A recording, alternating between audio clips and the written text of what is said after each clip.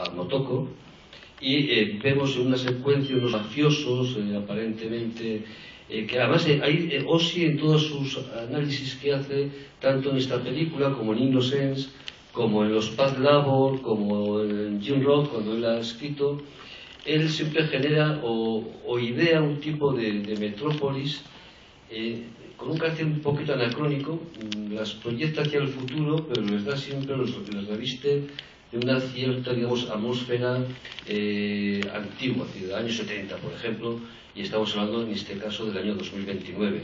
Sin embargo, aquí en la película, cuando muestra la vida cotidiana, más parece años 60-70 que el año 2029, es decir, la gente vive de forma más, digamos, como más cotidiana. Bueno, pues lo que decía, es decir, que en ese sentido, Oshii sí que pergeña un tipo de sociedad que puede recordar un poco a la época de los Médicis. Es decir, el poder está, no sé muy bien quién lo ejerce, son todo una especie de empresas, de compañías, la propia, digamos, la propia estructura policial no responde a un mando único. Por ejemplo, aquí entran siempre en litigio dos unidades, la sección 6 y la sección 9, cuya unidad, si las juntéis las dos, es evidente lo que significa, y el juego que hace, es decir, que el 6 y el 9, no ya sexualmente, no es la broma directa del sexo, que también, pero no iba por ahí, va por el tema de que realmente significan las dos cosas, es decir, depende en qué situación se coloque, está al servicio del bien o al servicio del mal. Es decir, que la sección 6 y la sección 9, que básicamente es la misma grafía a la que les da su nombre, sirven para cuestiones muy distintas y de hecho están permanentemente enfrentadas, perteneciendo al mismo aparato de poder que además nunca se precisa, nunca vemos si hay un presidente, si es el emperador o quién demonios controla esa sociedad del futuro. Se habla de empresas y se habla de grupos de poder. Bueno, son las 7. A ver, ¿qué podríamos...? Quería insistir un poquito más, por ejemplo, si os parece... lo que es perdido. Bueno. Pues si se ha perdido, no. Estamos hablando de la secuencia de... que también es una secuencia muy interesante, que no la vamos a poner porque, claro, si no, nos alargaríamos mucho en el tiempo. Pero os hablaba de la relación entre Batou y Motoko, que creo que es una relación muy interesante y que puede dar lugar a mucho juego, incluso a mucho juego de carácter, digamos, de un debate apasionado. Es decir, porque también, de paso, aparte de cuestionarse ese quién soy yo, esa esencia del ser, también Oshii toca directo o indirectamente un tema que tiene que ver mucho con nuestro tiempo actual, que es la crisis del hombre en cuanto genéticamente el macho. Es decir, ¿qué pasa en este momento? Es decir, cuando en esa sociedad cibernética donde el hombre no es capaz de enfrentarse o de asumir el tema de la sexualidad, que es lo que la película plantea con Batou. Hay una secuencia que es muy... y ahí sí que hay un espíritu sexual muy evidente, que prácticamente repite lo que hemos visto al principio. Repite esa situación de flotamiento, de ingravidez, en el que el cuerpo de Motoko se deja llevar por los fluidos. En el caso de la película del arranque, lo hemos visto que es el proceso de formación, y ella, cuando Motoko siente esa llamada o esa especie de angustia oceánica o de sentimiento de que forma parte de algo que le excede, ella hace buceo. Ella se sumerge en el mar y ella tiene un cuerpo de titanio. Es decir, un cyborg no es un ser humano. Es decir, la densidad del cuerpo de un cyborg hace mucho más peligroso, tal como nos cuenta el relato. Yo no sé cómo es el tener de titanio, es decir, pero tal como nos cuenta la película, lógicamente se pone en peligro. Y entonces, exactamente con los mismos planos, que además hace esa especie de espejo, repite mucho el tema de los reflejos. En el interrogatorio ella se ve, o su rostro se refleja en el cristal.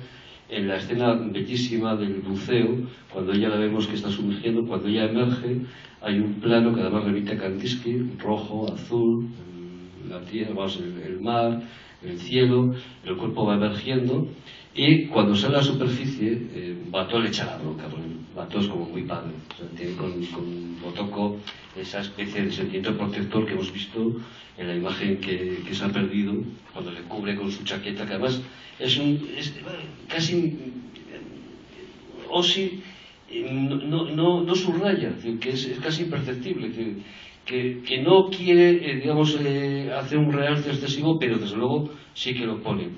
Cuando en la secuencia final, cuando se va a fusionar con el marionetista, hace exactamente lo mismo. Pone su chaqueta en el cuerpo desnudo y mutilado de Motoko, que está ya absolutamente destrozada, y le vuelve a tapar. Mientras que el otro personaje, el marionetista, que adquiere el cuerpo de una mujer, en una secuencia que también nos remitiría un poco a que la fusión tiene lugar entre dos cuerpos femeninos, el hombre no interviene, es un tema de debate que podéis luego discutir si queréis. Es decir, el otro cuerpo no le interesa, aunque para su asombro, en ese proceso de fusión cambian las voces, y quien adquiere la voz de Motoko, es decir, es el personaje que él no ha cubierto, y a quien ella ha cubierto, que es Motoko, habla en palabra del marionetista, que es un poco el planteamiento.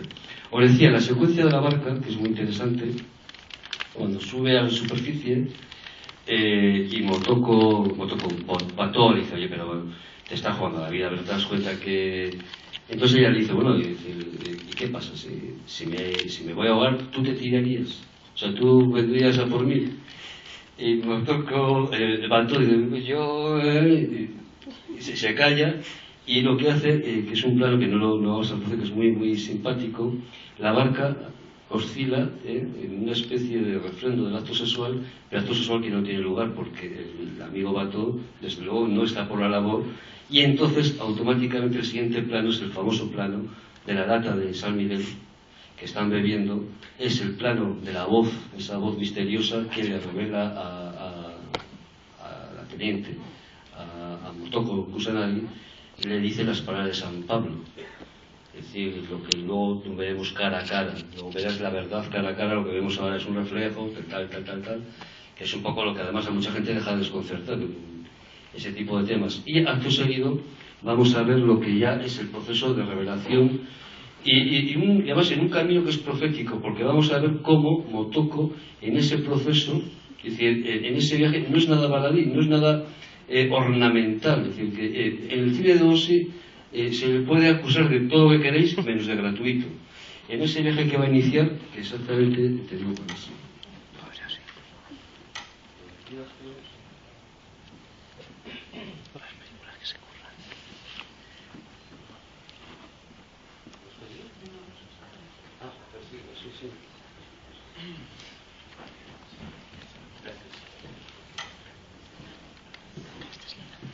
Bueno, en ese viaje vais a ver cómo hay un recorrido en el que vamos a ver una serie de elementos que luego tiene una... Gente condenada, porque solo puedo expandirme con límites.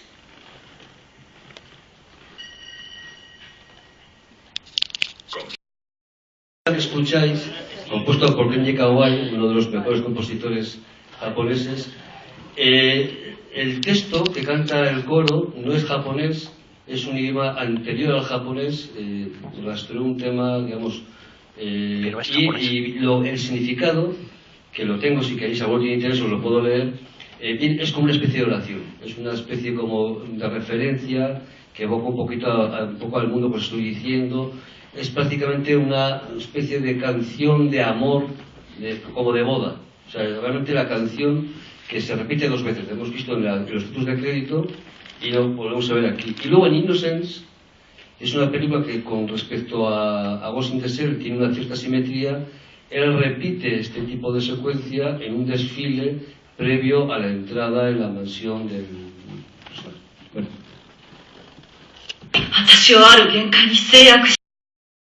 A la que está predestinada Motoko, que es al desmembramiento, a la pérdida del cuerpo, que es lo que vamos a ver luego en esa secuencia que en alguna manera, digamos, precede al acto previo a la fusión con el lentes informático con el que ella va a dar un salto, va a perder la corporeidad y va a convertirse pues, en una especie de entidad no humana en otra fase. Bueno, eso es un poco el planteamiento que hace Ossie en todo su película, es decir, que prácticamente eso es lo que vamos a ver. Y como quisiera que tuviéramos algún tipo de intervención, simplemente os voy a dejar con otra secuencia que es también muy breve, que es un poco el final, la secuencia que yo creo que resume lo que la película quiere contar, lo que la película de alguna manera almacena como carga fundamental en su interior. Y es un poco la secuencia de la batalla final. Es un boss final. Pero se ve el Blu-ray también la parte... No, pero no la toques. Difusión completa de... Es porque utiliza el calibre adecuado. Es una especie de juego de...